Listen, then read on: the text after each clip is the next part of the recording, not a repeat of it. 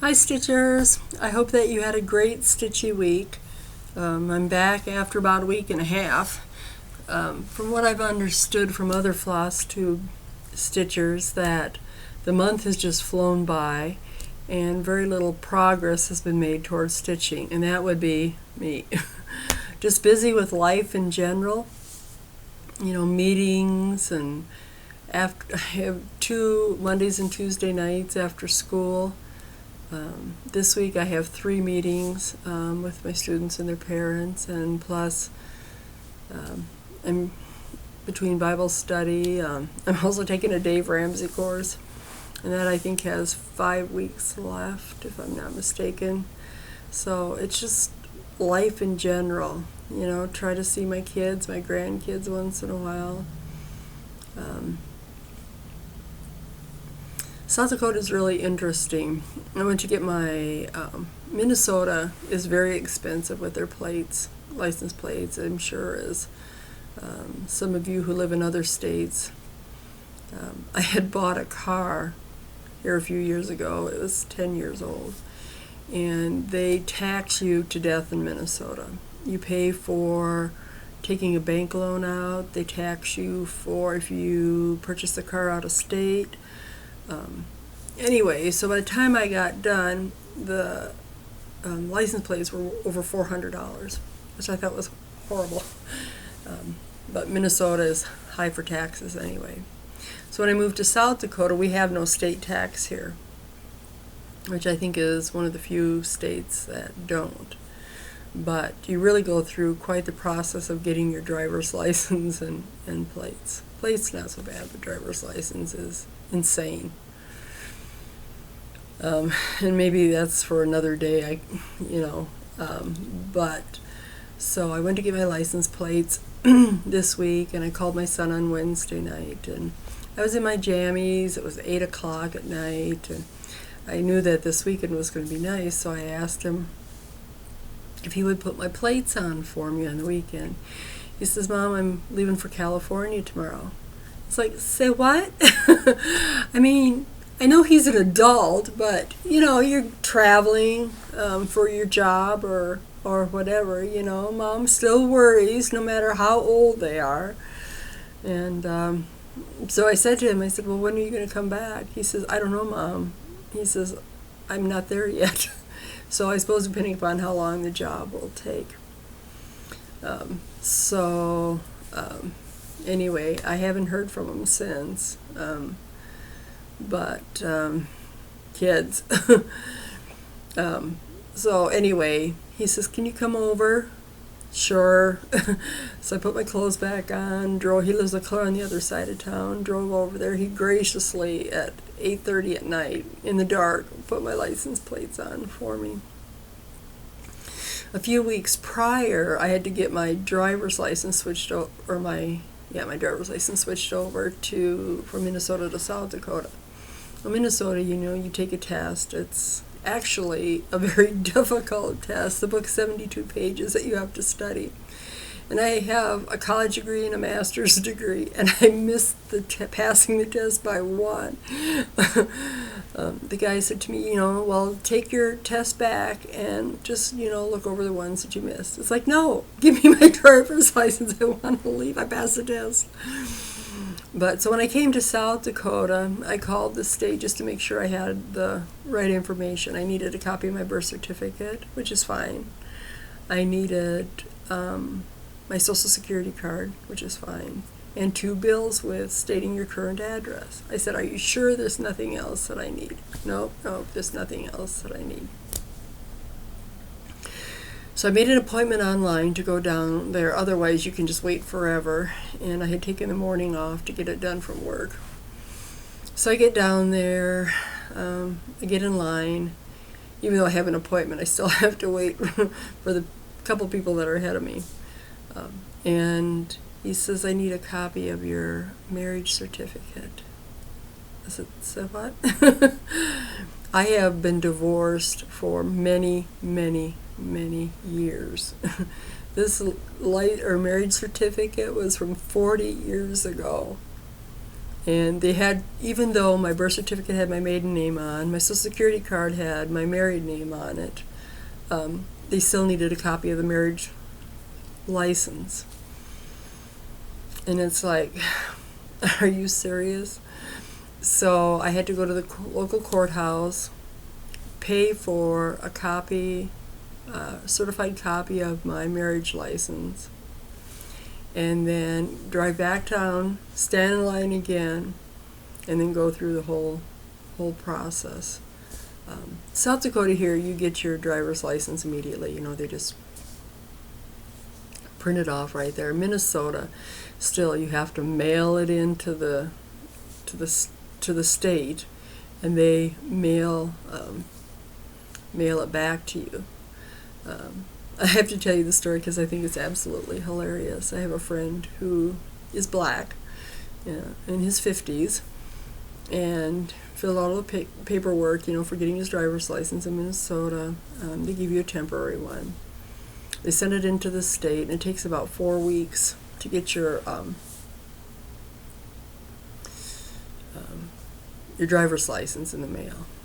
Why they don't, just print the card out right there, I have no idea. Maybe it's job security for people that work in the offices, I don't know. But when he got his driver's license back, it was a 30-year-old white woman.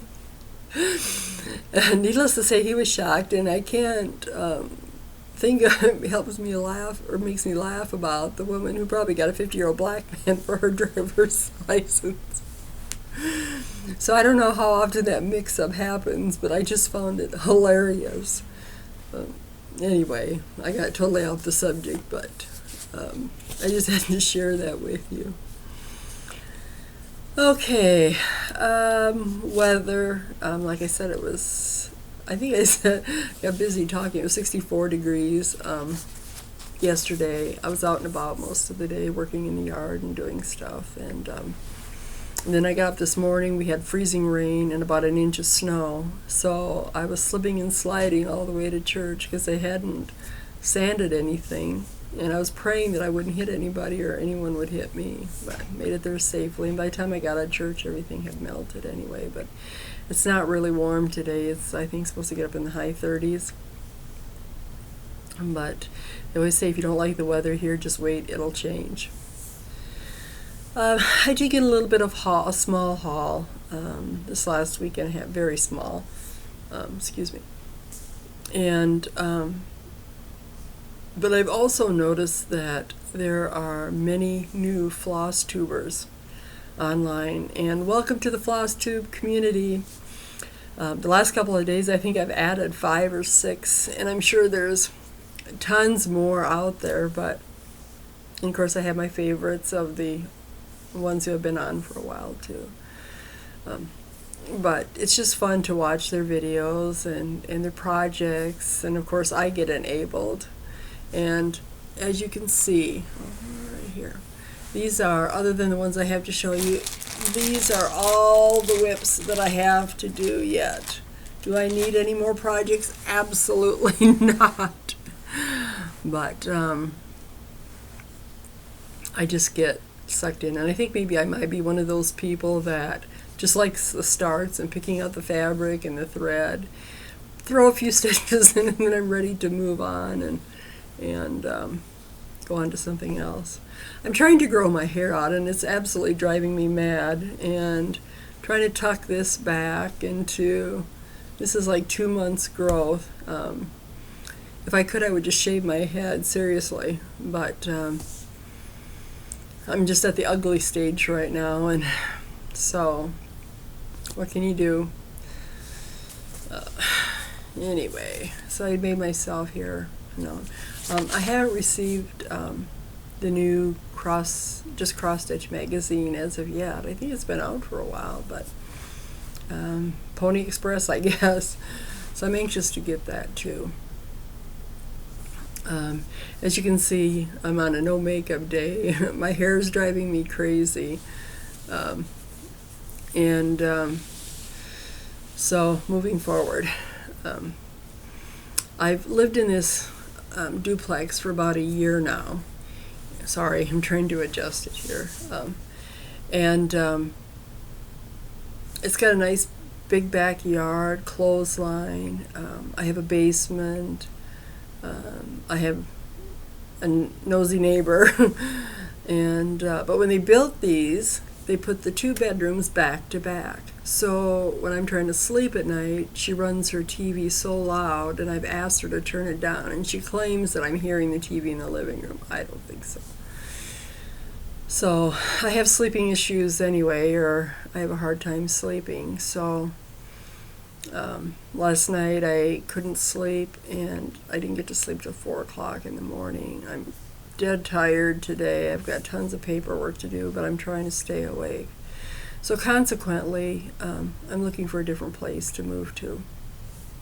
And for South Dakota, especially for teachers, we're 51st in the pay scale. As you notice, there's some bills that are trying to go through legislature and increasing teacher pay here. If you've been watching some of those things, we've made the news several times of teachers here having to take 2nd and 3rd jobs to make ends meet.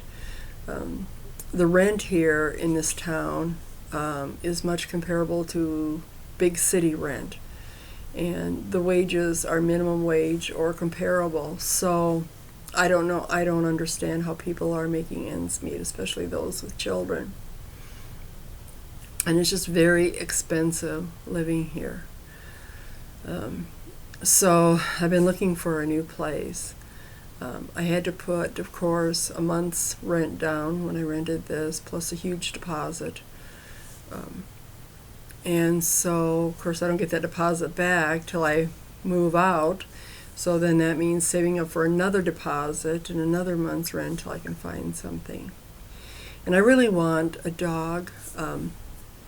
Before, or when I lived in Minnesota, I had a farm, a 10-acre farm. And I had 2 beautiful labs, one a black lab and one a yellow lab. And then I did raise German Shepherds.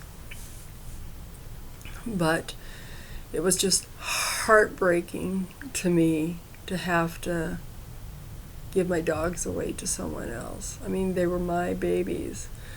But this town that I live in, they say is one of the most pet unfriendly places that you can move to, and I seriously believe it. There is just nothing out here that will allow pets. So I even called the Humane Society and asked them, if they have a list of housing with pets, and they said no, they don't, because they're just so hard to come by. They said sometimes a trailer house will have one. Or there are places, but the ones that I've heard of are currently occupied. So I'd like to move this summer. I've never lived in a trailer house my whole life, so I don't know. I don't know where I'm going to end up. And at this stage of my life, I'm not ready to buy again, just because the fact is I don't want to replace a roof. I don't want to replace a furnace. I don't want to have to call a plumber. I just want those things taken care of. I can have a dog here, but it has to be 20 pounds or less. Angle biter. And then you have to pay a $400 deposit, of which you will not get a penny of it back. Regardless if the dog does any damage or not, you will not get any of that money back. And I only want one dog, so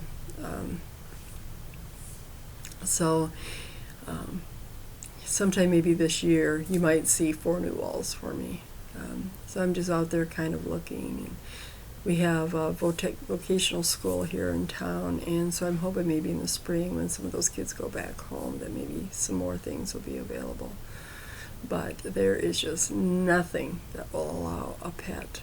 And I don't know what people do that move from other towns, job transfers or whatever, that come here. I don't know. So stay tuned for what's to come in Judy's life. Okay. Oh, and I forgot to tell you one more thing too. Anyway, the black lab that I had, he was just my baby. I had rescued him from the Humane Society here, and he was 2 years old. He was about 1 when I got him. And I had him for about a year, and he was my baby. But anyway, I found a farm family who adopted many children, several children, and then they had their own biological children. They lived on a farm, they had horses, and they were such a good family, and I knew that he would be loved and taken care of, even though it's been heartbreaking for me. I'm trying not to cry. But anyway, one of their little boys, who's 12 now, adopted, had a therapy dog. And they said that that dog was the best dog that met the needs of this little boy. And unfortunately, one day they had let the dog out to go potty, and it took off and ended up getting hit by a car. And so the family felt that they couldn't meet the needs for this little boy with any other therapy dog, or they just would take time to find one for him. He was a fetal alcohol syndrome baby, among other things, and had issues with boundaries and anxiety, and the dog was very calming to him. Well, this little boy has connected with Cooper. And, excuse me, I don't want to cry. But anyway, he asked the doctors if Cooper could be his therapy dog. So now, whoever thought that Cooper on this journey would get to be a therapy dog for this little boy. So I said it was all part of God's plan, and he was never mine to keep. So anyway, enough. I got to talk about something else. Okay. I did get the fabric for Afternoon in Paris. I saw Vanna, the Twisted Stitcher, and her lovely piece, so I had to order some. It looks gray here, but it's actually more green, I would say, kind of a greenish gray, but really more kind of a mint green, to say. Sometimes when I hold it up, it looks like a different color, but then when I play it back, it looks like the regular color, so I don't know. So I'm anxious to get the pattern and get the thread and get started on that. I did I had this pattern, the Country Cottage kneelers, and I have most of them. I don't have all of them, but this is March. Sorry, I just have the worst time. And the house is green, and so I decided to do it for one of the ladies in my Bible study, and her birthday is March 11th. And I need to get this done in a couple of days so I can send it off to have somebody. And I'm trying to think whether I should make it in a cube or a pillow. I don't know what's more practical. What do you guys think? But this is what I stitched last night.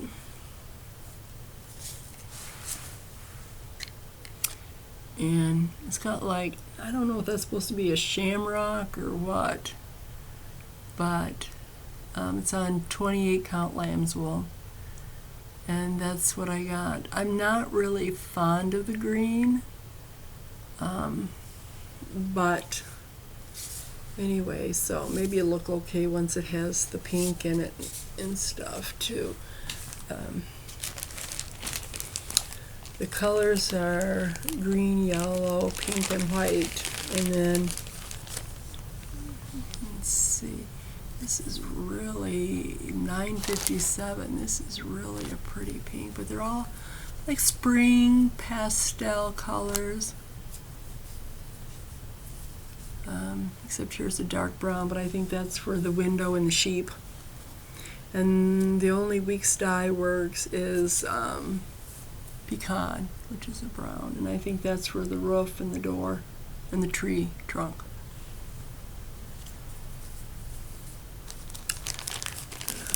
So that is my haul. I've been trying to be conservative and not spend a whole lot of money on supplies. Like I said, as you can see, I got more than a lifetime right here, and I've got patterns waiting to have fabric added to them and such too. Oh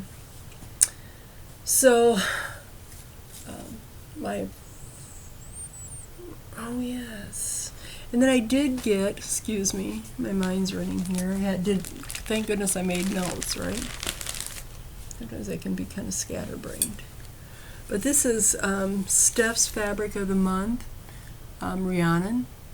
And it's just purples and pinks. Really pretty. And maybe a touch of blue in there. It's sort of a dusty purple. And that's on 28 count Lugana. And I have to show this to you. You know, I've just been struggling with Cinderella. I want to get her done. And I almost want to just reorder the fabric and start over on 28 count. I really don't want to spend 40 bucks on the fabric. But a friend of mine just suggested me just to bite the bullet and keep going on. And so I haven't really, and I don't know, but I haven't really done anything. And I just love this. But I'm thinking this is kind of close, but not really. But I just like this because it's more lilac-y. This is more dusty. And this really goes with the pink and the blue and the white here. Although I think this new one would be pretty, so we'll see what happens to that, right? The next piece I worked on, and it's been 2 weeks, I tell you, I can't even remember where I left off. In the summer, hopefully I can download iMovie so I can insert pictures. This is my French alphabet sampler. And I think I did 7, 8, and 9. And I think that's what I got because I wanted to do the next big letter above it. But I have to tell you a story. Anyway, this is an anniversary gift for a friend of mine that, like I said, that I've known for over 40 years. And she loves the color red. In fact, her dining room walls are painted a dark red. It's really beautiful because they have oak, an old oak furnishings in their house. It's an old house, with stained glass windows, and it's got oak for trim. And she has a big painting in there now. It's sort of like an Italian wine bottle and fruit basket or something. It's huge. And so anyway, her husband told her that she could go ahead and remodel her kitchen. So they're tearing down walls, they're opening up the kitchen so it's open to the dining room. And she says, I'm really not going to have wall space down here. I'm thinking about giving this big picture to my daughter. And I thought, where's this picture going to go? Because I wanted it for her dining room. I mean, obviously it's hers. And nobody ever goes in their bedroom, so, I mean, that's, I think a sampler should be displayed. That's just my personal opinion.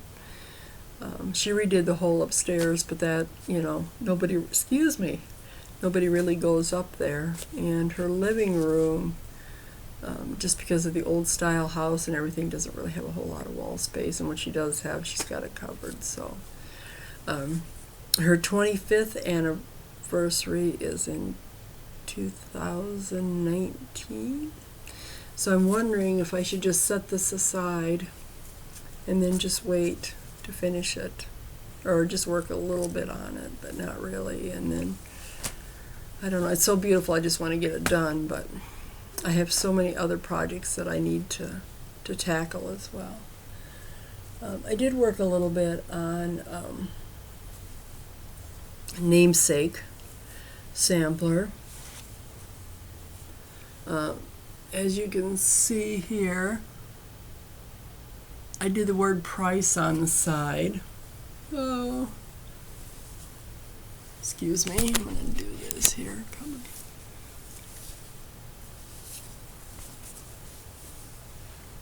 on. Here on this side over here, right, oops, other side, down here, I put the word price. And I hope I'm not a stitch off that I can go into, and then so this piece I want to work on as it's coming along pretty good. And then I worked, excuse me, and then I believe I added the G, and then I did a little more on this vase. See, I told you I'm not coordinated. I worked a little bit more on that vase. And so that's what I've done with that. So it's coming along gradually. You know, I think it's going to be a major big piece to frame. It's still one of my favorites. And then I drug out this one, my Rose Quaker. Excuse me, chop my head off here. And I just love this piece. And this is done, I believe, on 28 count. And I finished up some of the leaves over here. I did that. But have you ever gotten a piece of linen that feels, and I mentioned this before, it feels like plastic almost, or it's got like a waxy coat to it, or something, I don't know what. But this is an easy stitch. But I don't know, for some reason, I guess it's always picked up last, or In His Name, one of my favorite pieces to work on. And I haven't really done so much on this, but as you can see, I did add a little more to the top up there. Added some flowers and some more brown on there. But those are kind of little buggers where, you know, you can't, it's hard to just kind of string them along thing. But I just love this fabric. I can't remember what it was again. 28 count Cashel Ale.